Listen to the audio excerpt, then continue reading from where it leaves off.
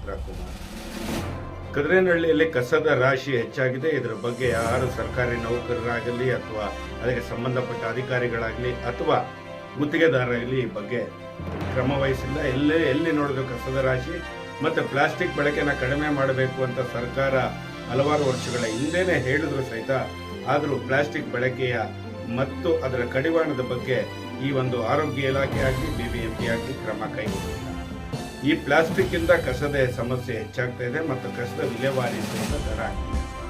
ಈ ಗುತ್ತಿಗೆದಾರರು ಸರಿಯಾದ ಸಮಯಕ್ಕೆ ಕಸವನ್ನು ತೆಗಿತಾ ಇಲ್ಲ. ಕಸ ತೆಗಿತಾ ಇರೋರು ಯಾವುದೇ ರೀತಿಯ ಮನೆ ಬಾಗಿಲಿಗೆ ಹೋಗಿ ಸಂಗ್ರಹಿಸ್ತಾ ಇಲ್ಲ. ಈ ಬಗ್ಗೆ ಸಂಬಂಧಪಟ್ಟವರಿಗೆಲ್ಲ ಹೇಳಿದ್ರು, ಯಾರು ಇದರ ಬಗ್ಗೆ ಕ್ರಮವನ್ನು ತಗೋತಾ ಇಲ್ಲ. ಆದಷ್ಟು ಬೇಗ BBMP ಅಧಿಕಾರಿಗಳು, ಆರೋಗ್ಯ ಇಲಾಖೆಯವರು ಅಥವಾ ಸಂಬಂಧಪಟ್ಟ ಗುತ್ತಿಗೆದಾರರು ಈ ಬಗ್ಗೆ ಕ್ರಮ ತಗೊಂಡು ಬೇಗ ಈ ಒಂದು ಕ್ರಮವನ್ನು ಆದಷ್ಟು ಬೇಗ ಕಸದ ಸಮಸ್ಯೆನ ಕಡಿಮೆ ಮಾಡಬೇಕು ಅಂತ ಕೇಳ್ತಾರೆ.